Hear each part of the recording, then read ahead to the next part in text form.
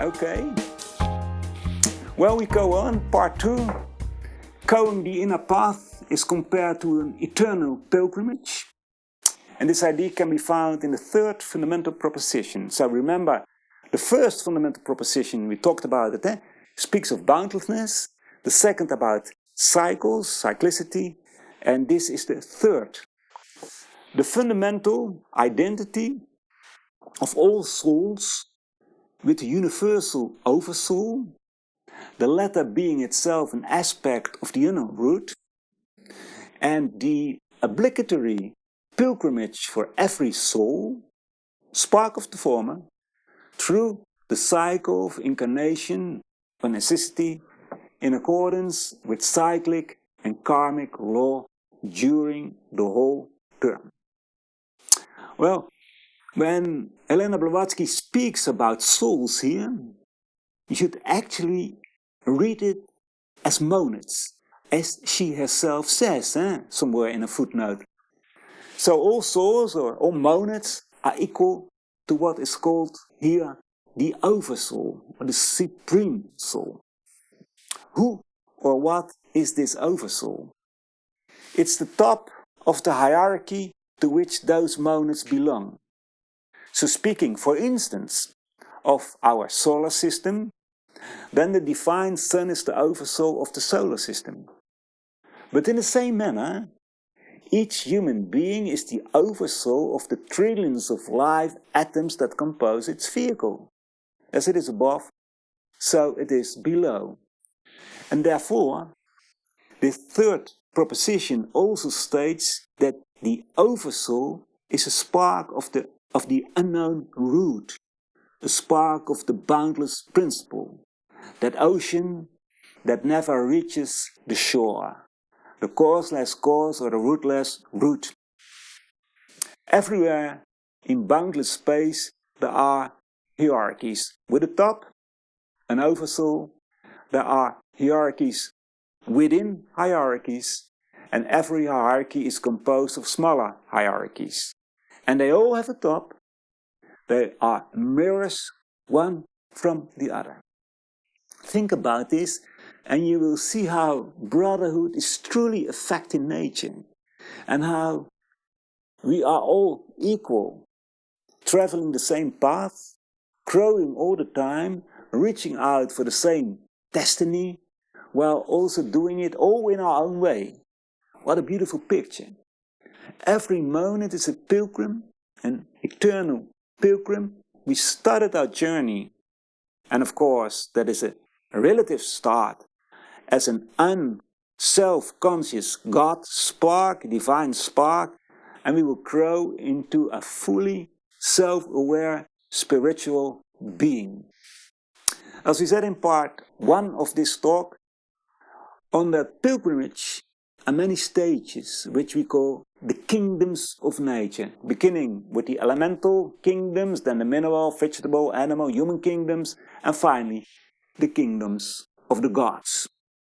And all those stages again can be divided into sub-stages, which again can be divided into sub-stages, and so on. However, no stage can be skipped.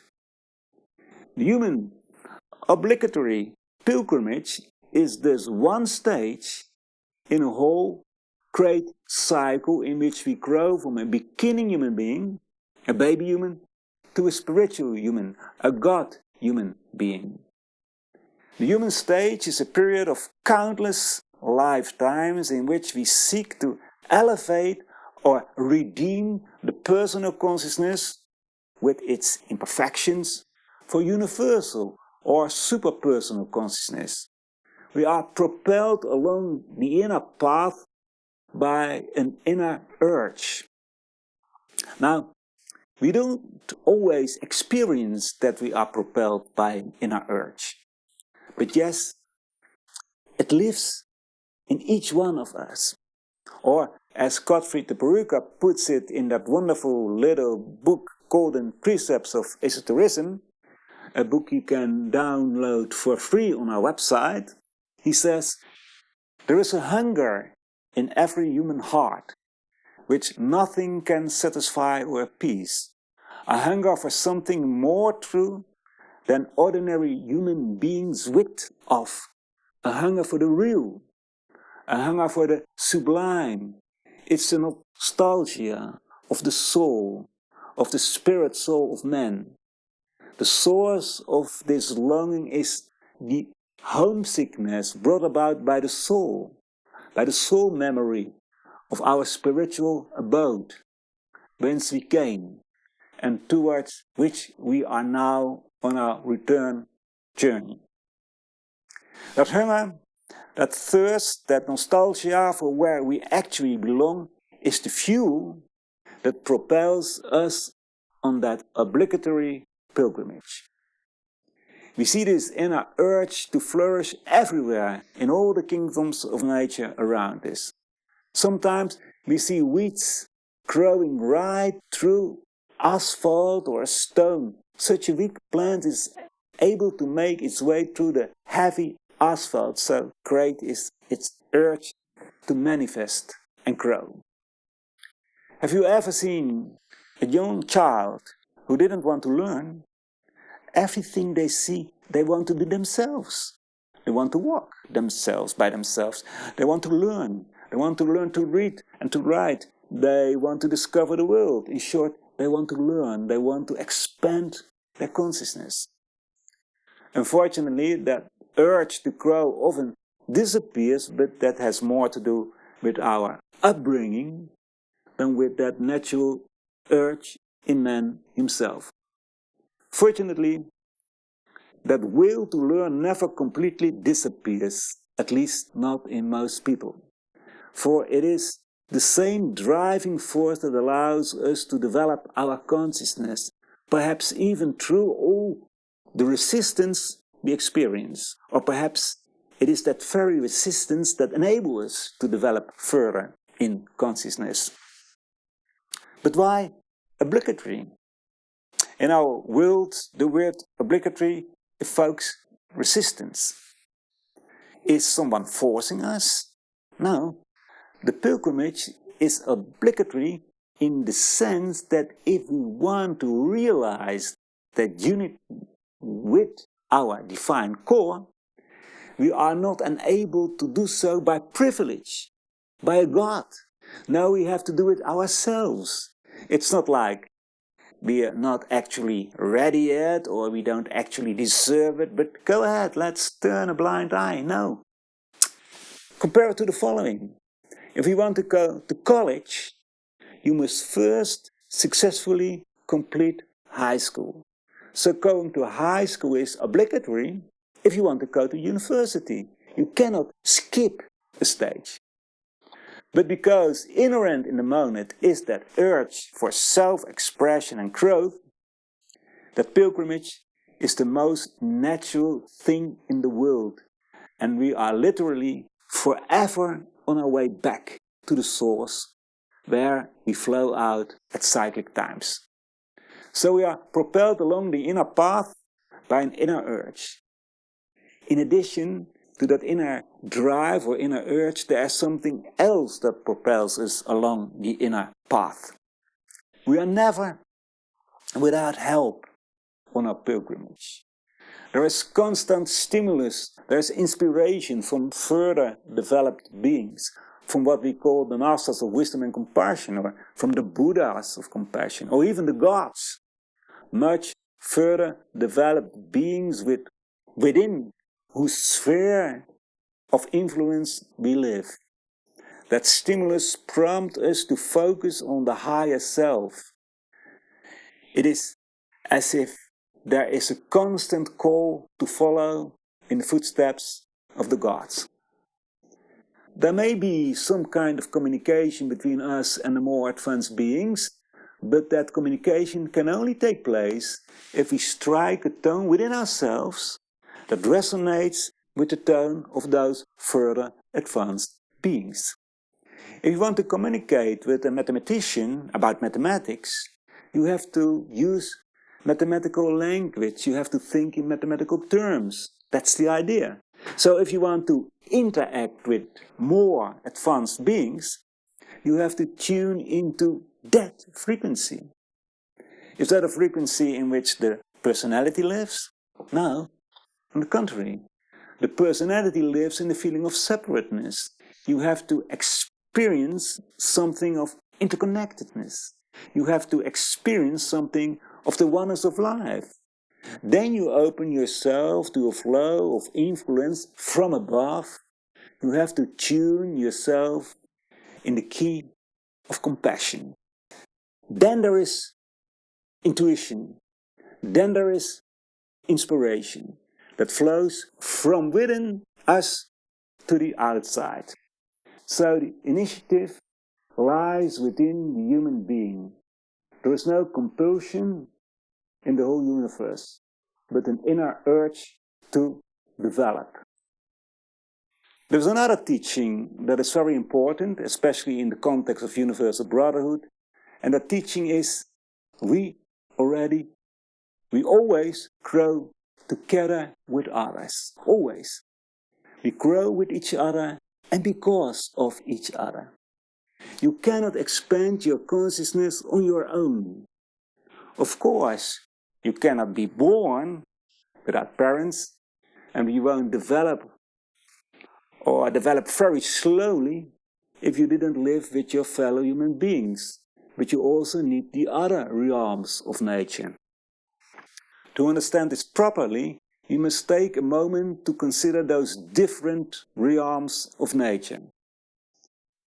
You can clearly see, and we talk about it by answering the questions, you can clearly see hierarchical relationships in them. The gods are more advanced than humans, and we are more advanced than animals, and animals are more advanced than plants, and so on.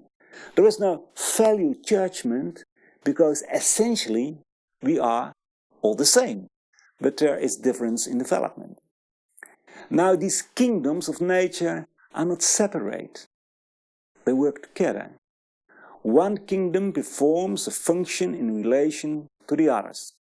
Yes, each kingdom is an indispensable link in the totality. Thus, we humans cannot incarnate ourselves without the cooperation with those trillions of living cellular beings and the atoms that compose the cells.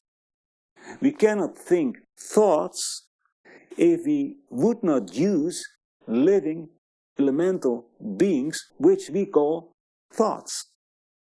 But the gods need us humans. In a certain respect, we perform the same function towards highly evolved divine beings as thoughts beings perform towards us. Everything is part of something greater and is composed of smaller parts. And that applies not only in a physical sense, but also spiritually. This is the elaboration of the third proposition. Growth, equality with the top of the hierarchy. The identity of all souls with the universal oversoul. But also cooperation between all the monads. Because the moment there is life, the moment there is the first vibration of life in boundless space, then there is what we call spirit and matter. Or rather, then there are further evolved and lesser evolved beings. Are they separate from each other? No, they complement each other. They need each other. The more advanced monads envelop themselves in a vehicle. That vehicle is alive. That vehicle is composed of live atoms. And live atoms are monads, also, monads, traveling to the lower kingdoms of nature.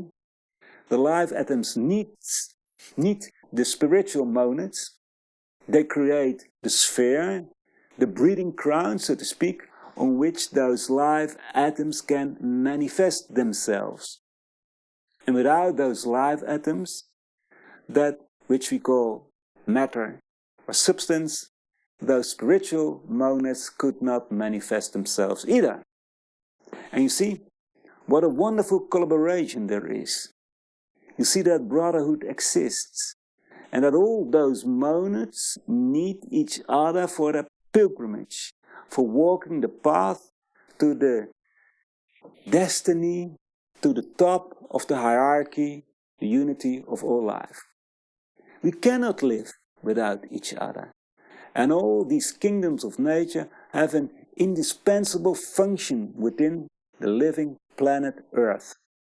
And all those beings, each on his own level, feel the urge to develop further, each being in the natural course of events moves towards the being above it. Animals move towards man, man moves towards the gods, etc. And eventually, every being is on its way to the top of the hierarchy.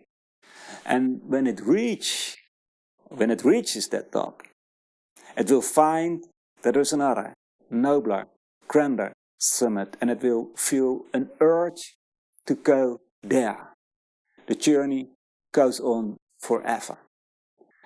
And in every intermediate stage, in every class of the school of life, there is a sub-goal, one might call it, to become equal to the top of the natural realm in which the being lives. Minerals develop into God minerals. Plants and animals evolve to the apex of their kingdom of nature. And we humans become God men, equal to the apex of the human kingdom. So as it is above, so it is below. The same laws everywhere. At each place in the hierarchy of life there is an upward flow to a relative perfection within the realm to which you belong. And then you pass to the next kingdom, and so on. So we see the same movement everywhere, the same path, the same destiny. Now let's zoom in on the kingdom that is most important to us, the human kingdom, the realm of thinkers, because being human means being a thinker. Our monad has always existed, but only at the moment when within that monad the manas principle was inculcated into awakening. And manas is a Sanskrit word meaning mind or thinking faculty. Only then there was a human monad. By the way, that took place with the help of those more advanced beings, consciousnesses who were human in a previous embodiment of the earth. That's a very inspiring story, but we don't have time for it tonight. We were baby humans then. And like babies and little children, we were living in a kind of divine sphere, but we were hardly aware of it, if at all. Our pilgrimage continued. We developed the force of desire, in itself a neutral force, but we didn't control it very well. And, moreover, used it for selfish purposes. Still later, we developed the intellect. That's the phase most of us are in now. But there is still a long road ahead of us, or rather, within us. We must develop the spiritual and divine aspects. And you will remember, you cannot go on the path if you have not become it. We have already developed the lower principles, the Sthula Sharira, Linka Sharira, Prana, Kama. We are now in the class where Manas is unfolded. That class gradually passes into the higher classes of the school of life, in which we must develop Buddhi and eventually Atman, the divine within us. And you see that our mind is central. Our thinking has to focus on Buddhi and Atman. It should not look back, so to speak, and focus on the stages we have already gone through. This may be better explained by the following diagram. Here you see that Manas is divided into a higher and a lower Manas. The lower Manas, the lower mind, tends to identify with the lower principles. And we have already developed these lower principles, the principles in the square. But are we in control of them? We live primarily in the lower manas. You may call our lower manas our personality, that part of us that lives in the sense of separateness. As we develop the higher manas, we gain more control over our vehicle, our desires, control over our feelings. And then we open our window to the higher aspects in our consciousness. We pave the way within ourselves, so to speak, so that we can walk upwards. Now, our task as humanity is of tremendous importance in the life of the entire planet. So, in the life of all 10 natural kingdoms. Humanity represents a turning point in the whole flow of life.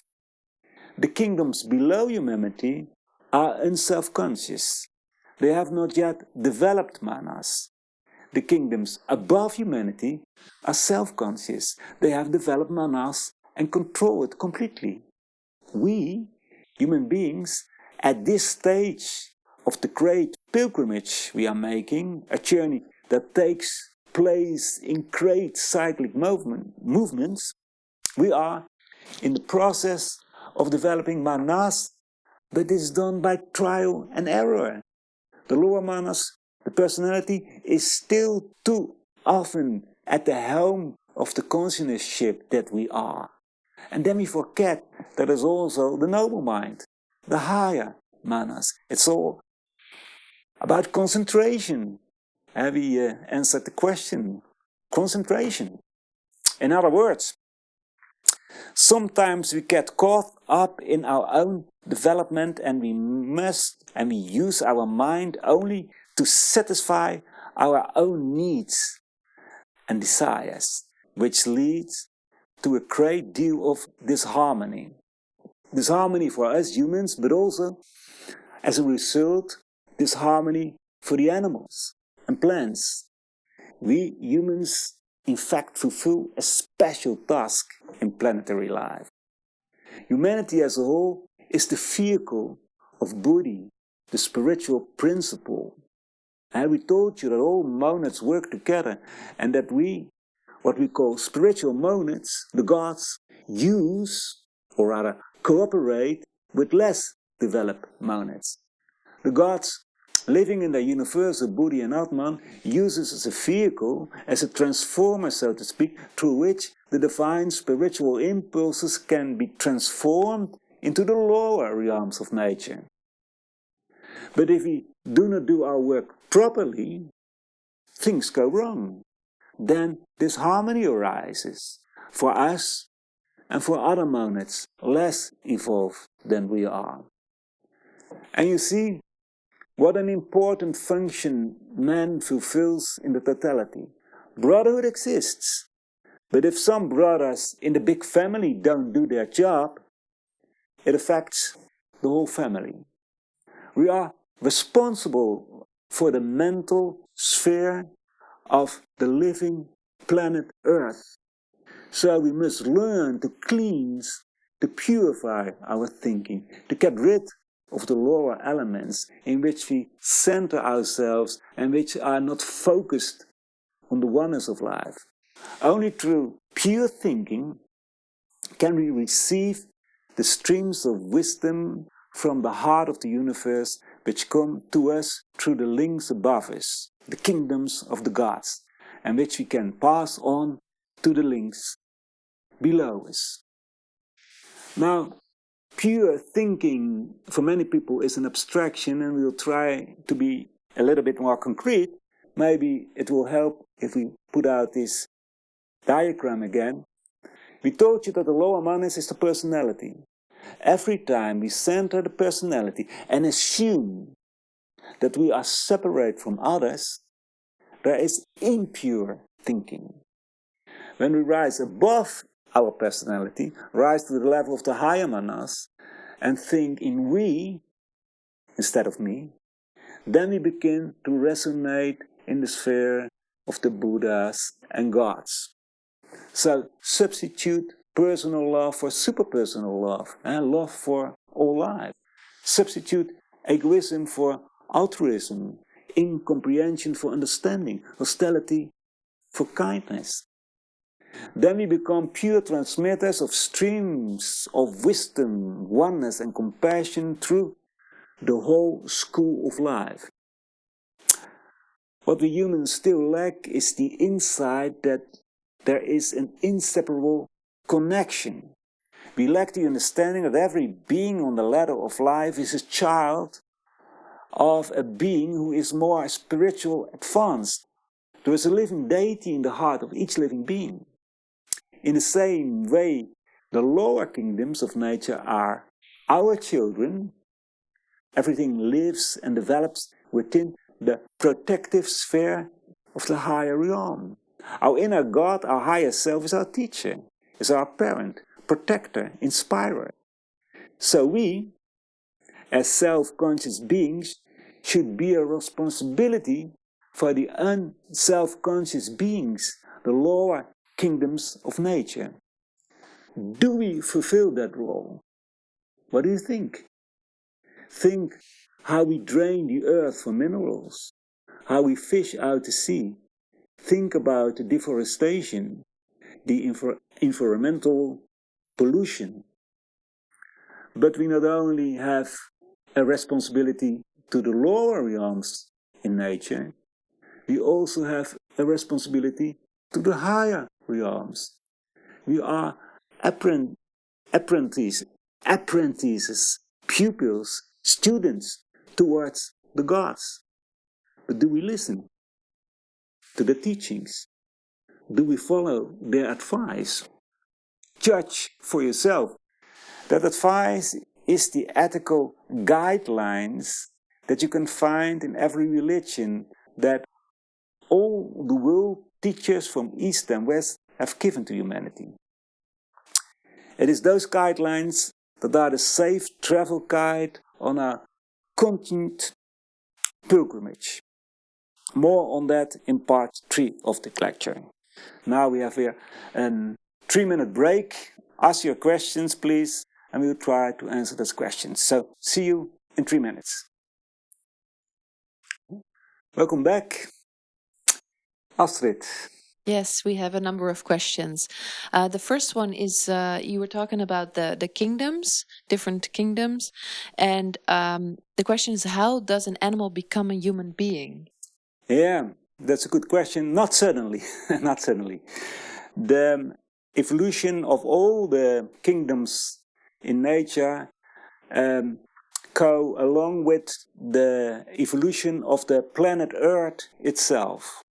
So in general, but there are exceptions, you may say that, for instance, a human being during the life period of planet Earth, we call it a manvantara, a period about 4 billion years. So within one life period of planet Earth, a human being, a baby human being, may become a god human being, and in the next embodiment of the earth, the next manvantara, he will be one of the lower gods.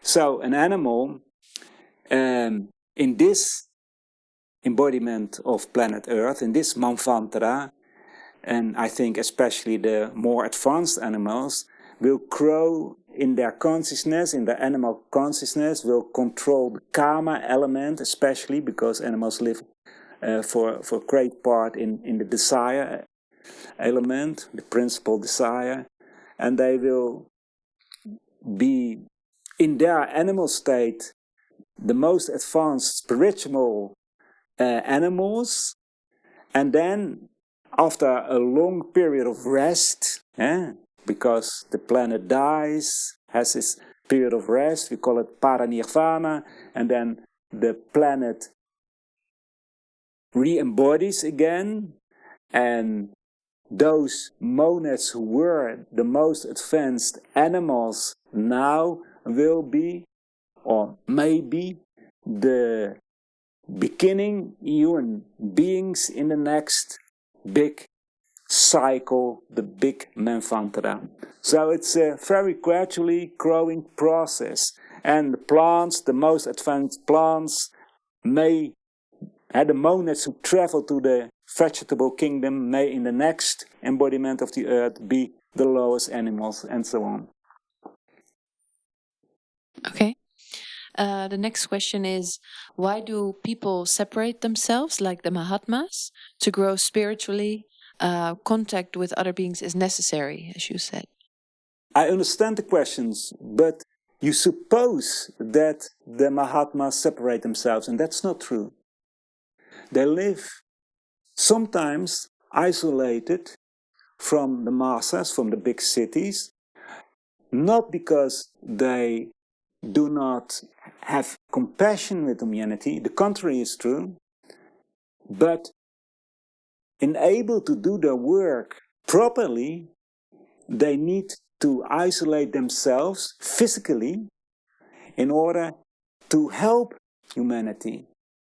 And the Mahatmas, and we as the followers of the Mahatmas, we try to help especially on the mental field, the mental sphere of earth, because if the mental sphere of the earth changes and becomes less selfish and more unselfish, it will affect the human society, it will affect all the countries. And be sure, the Mahatmas and the Buddhas are constantly working for humanity to inspire us to change the mental field, to change that continent of thought, as one of the masters call it. And if we allow them to come nearer to us, they are happy to do so. But then humanity must change, because they cannot work in a world that doesn't accept them, or a world that is only focused on sensation, or a world that, ignore them or say that they treat us, etc., etc. They cannot work in such a world. But that doesn't mean that they are inactive. On the contrary. So it depends on us if we accept their wisdom, if we accept their guidelines, they are happy to be a part of our society.